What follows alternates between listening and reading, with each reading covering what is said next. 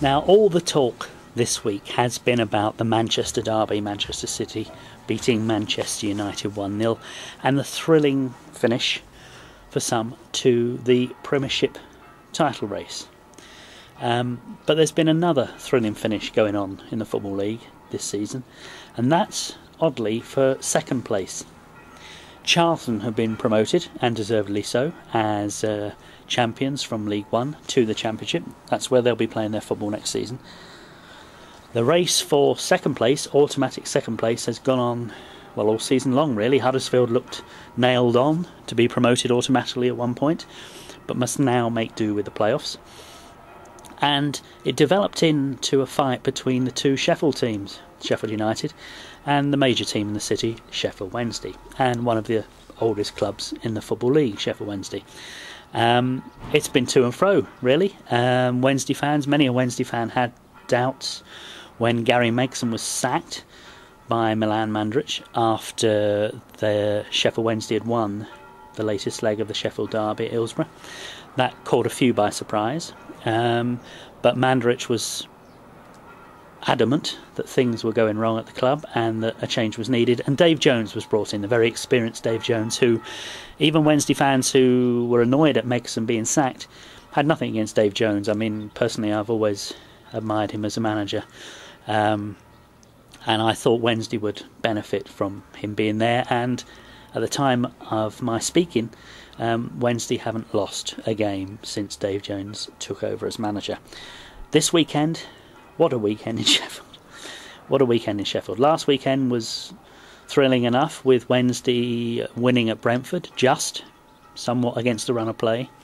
And then Sheffield United, now of course without their leading goal scorer for other reasons, only drawing at home, managing a 2-2 draw at home. So that left Wednesday a point ahead. That left the Owls a point ahead in second place. And so now what Sheffield Wednesday have to do is win at home to Wycombe this Saturday. A sellout at Hillsborough. 37,000 plus will be at Hillsborough, of which about 400 will be Wycombe fans, because Wycombe, already relegated Wycombe, are the visitors. Now, I don't think this is a shoe-in for Wednesday. Wycombe's away record is poor. They're not a great team, but when fighting for their lives, they did manage to fire in a few goals at Notts County, and maybe they'll be relaxed enough now, and surely they'll love the 37,000 crowd. But Wednesday should win. Of course, Wednesday should win this Saturday, which would see them gain automatic promotion back to the Championship and begin another crawl back, hopefully, to the Premiership, where a club as big, as massive as Sheffield Wednesday belongs. It's going to be one hell of an atmosphere at Hillsborough on Saturday, and I suggest anybody going, Wednesday fans going, soak it up, remember it, take photos, take videos, as long as everything goes right, of course, with the result, which is no guarantee, but Wednesday should win. It could be one of those moments where you always remember, as a fan, where you were. Sheffield United are playing down at Exeter, also already relegated, which surprised me a bit, with Exeter going down this season. So who knows how they'll play.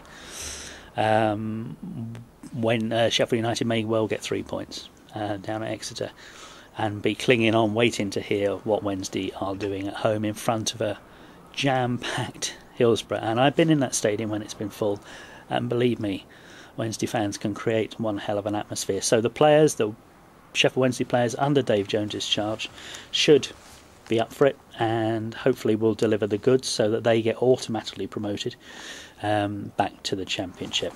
And there's a long history between the Blades and the Owls in Sheffield. Of course, Wednesday are the oldest club, and many will say the biggest. Lots of links between the clubs over the years, the Blades and the Owls. This is the point in the video where I'm meant to say I hope both get promoted, one automatically and the other from the playoffs. And if Sheffield Wednesday for some reason slip up this weekend and end up in the playoffs, then I hope they get promoted. As for Sheffield United, well, what will be will be. either team that finishes third, whichever finishes third, needs to be worried, because traditionally the team that finishes third, one place outside the playoffs, or outside of automatic, I should say, doesn't go up. Huddersfield will also be in the playoffs, possibly Stevenage.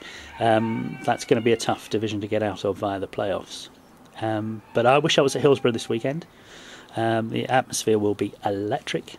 I wish I was there. I wish good luck to Sheffield Wednesday and all who sail in her. And it's been a gripping end to the season in League One, and it's about time more attention was paid to life outside of the Premiership in general. And the attendance at Sheffield Wednesday, 37,000 plus, look it up, see who's rivalled that this season.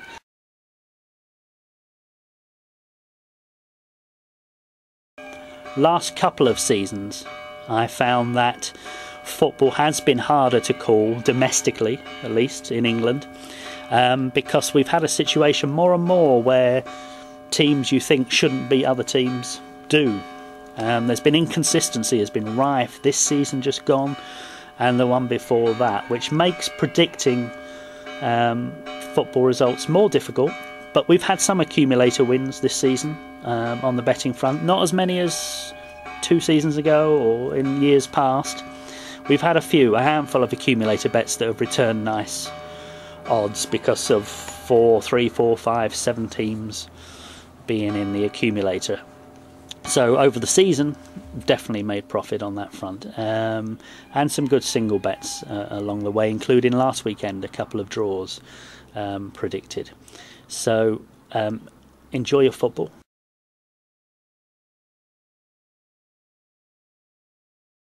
I'm suspecting it may be Germany's year.